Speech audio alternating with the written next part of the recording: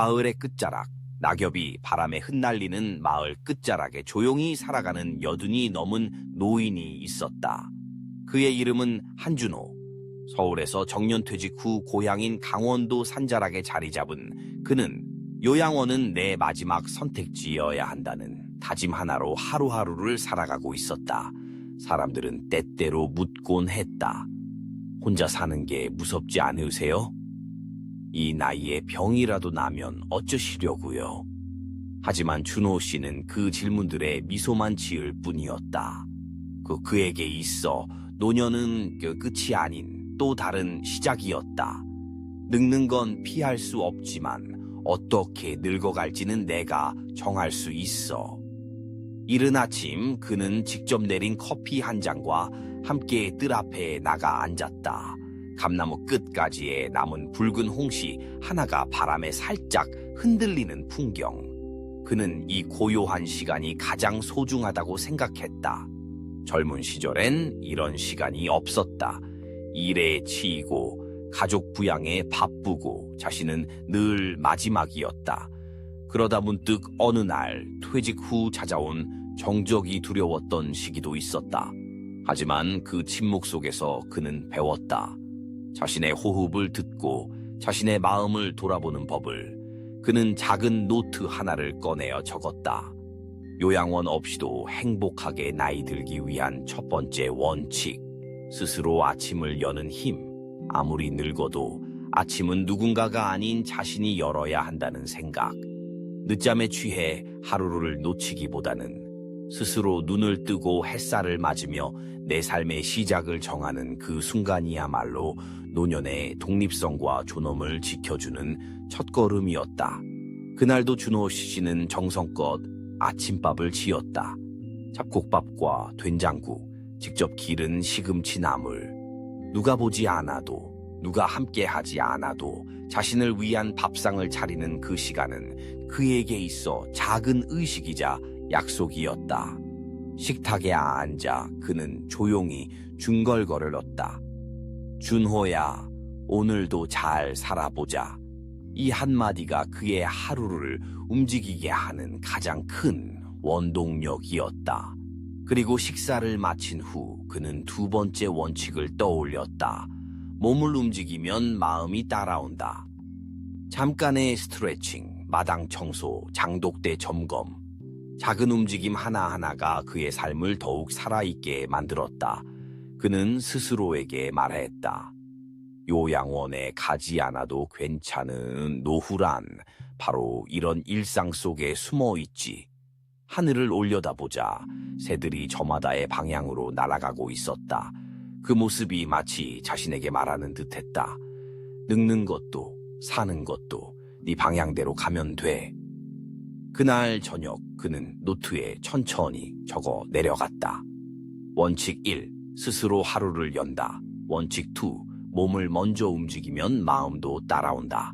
밤이 깊어갈 무렵 준호 씨는 보리차 한 잔을 마시며 창밖을 바라보았다. 그는 더 이상 요양원이 무서운 곳이 아니었다.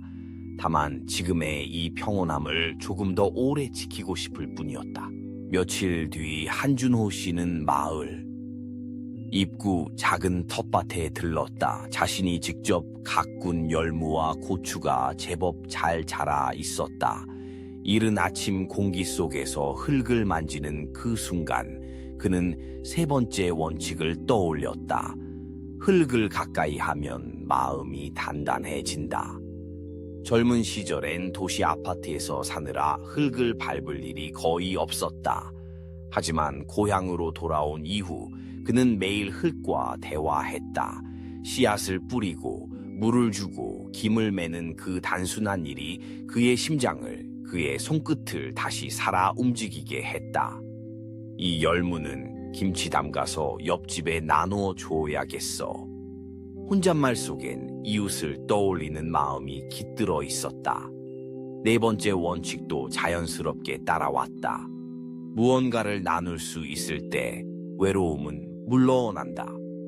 혼자 사는 이들에게 외로움은 가장 큰 적이었다. 하지만 나누는 사람에겐 그 외로움조차 틈을 타지 못하겠다.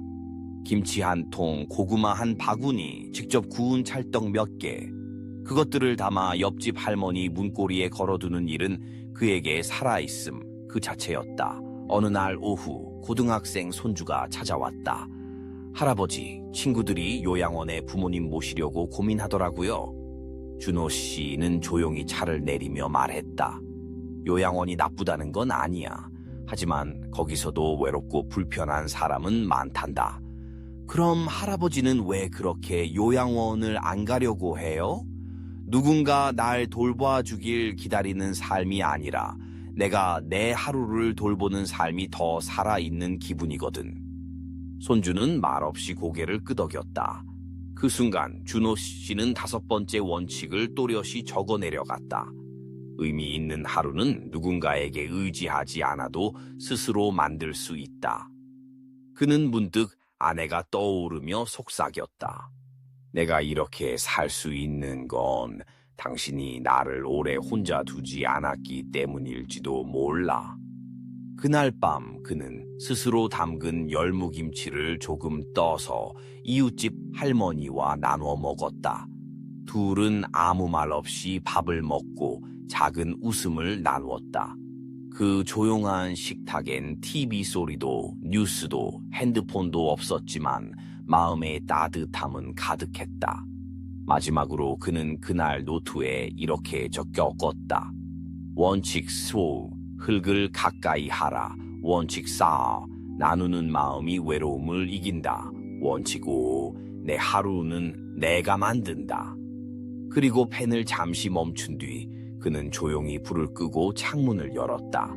달빛 아래 바람에 흔들리는 감나무 잎사귀 소리가 그의 노년을 응원하는 노래처럼 들려왔다.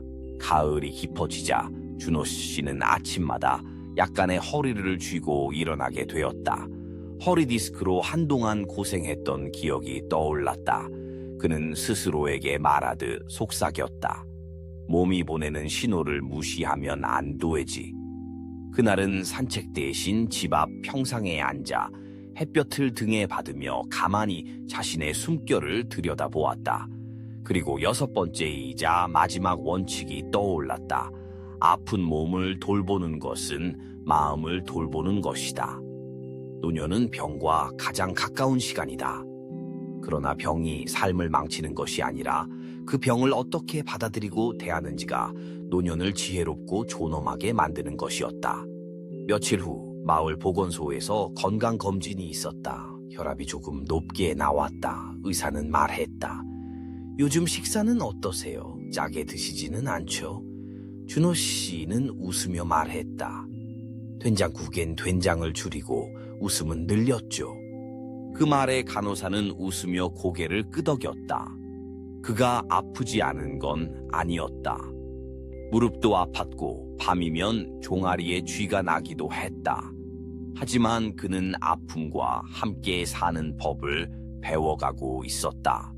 그날 오후 집에 돌아온 준호 씨는 오랜만에 책장을 정리하다 한 권의 다이어리를 발견했다. 아내가 생전에 썼던 일기장이었다. 오늘은 바람이 불었다. 그래도 당신이 감나무 가지를 단단히 묶어주어서 홍시가 무사히 남아있다.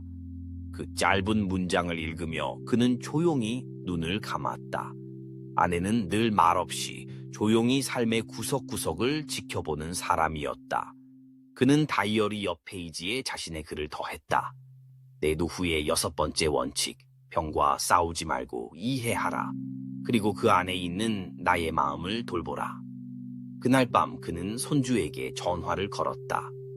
지훈아, 혹시 이번 주말에 할아버지 집에 올 수 있겠니? 네, 할아버지. 왜요? 우리 같이 감나무 가지 좀 다듬자. 겨울이 오기 전에 말이야. 손주의 웃음 섞인 대답이 들렸다. 알겠어요. 감나무 지키는 건 할아버지의 사명이잖아요. 그 짧은 대화 안에 준호 씨는 오래도록 남을 온 길을 느꼈다.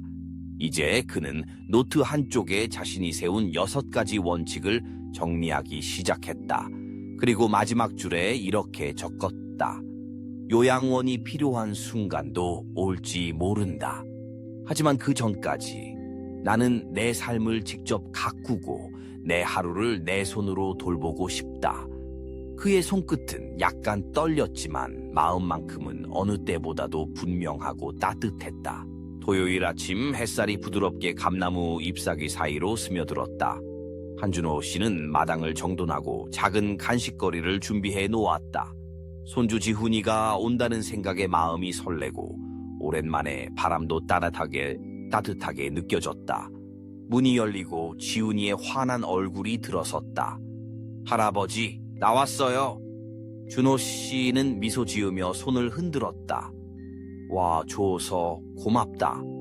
자, 감나무 가지부터 다듬어 보자꾸나. 두 사람은 사다리를 함께 잡고 가지를 하나씩 다듬기 시작해야 했다. 준호 씨는 지훈이에게 감나무에 얽힌 이야기들을 들려주었다. 이 나무는 네 아버지가 태어난 해에 심은 거야. 그땐 조그만 묘목이었는데 지금은 이렇게나 커졌지. 감나무 아래 그들은 오래전 가족의 시간을 꺼내며 지금의 소중함을 새겨가고 있었다. 작업을 마친 후 두 사람은 평상에 앉아 고구마를 구워 나눠 먹었다. 준호 씨는 천천히 말을 꺼냈다. 지훈아, 할아버지가 요양원을 가고 싶지 않은 이유는 그저 혼자 있기 싫어서가 아니란다. 그럼 왜요? 이렇게 함께 나무를 다듬고 이야기를 나누는 순간이 나에겐 무엇보다 큰 약이고 복이니까. 지훈이는 잠시 생각하다가 말했다. 할아버지, 우리 앞으로도 자주 와서 감나무 지켜드릴게요. 그러면 요양원 안 가셔도 되잖아요. 그 말에 준호 씨는 조용히 고개를 끄덕이며 눈가에 스며드는 작은 미소를 지었다. 그날 밤 그는 노트 마지막 장에 조심스레 글을 남겼다. 요양원 없이도 행복하고 안전하게 노후를 보낼 수 있는 6가지 원칙. 1. 스스로 하루를 연다. 2. 몸을 움직이면 마음도 움직인다. 3. 흙과 가까이 지내며 뿌리를 느낀다. 4. 나눔은 외로움을 이긴다. 5. 내 하루는 내가 만든다. 아픈 몸을 이해하고 내 마음을 돌본다. 그리고 마지막으로 하나 더, 진심 어린 관계 하나가 100개의 약보다 낫다. 그는 마지막 문장을 쓰고 펜을 조용히 내려놓았다. 밖은 이미 어둠이 내리고 있었지만 그의 마음엔 작은 불빛 하나가 여전히 환하게 켜져 떠 있었다. 그 불빛은 지훈의 말처럼 누군가와 함께 지키는 감나무처럼 시간이 지나도 꺼지지 않을 온기였다. 그는 창밖을 바라보며 속삭였다. 괜찮아. 나는 지금도 충분히 잘 살고 있어.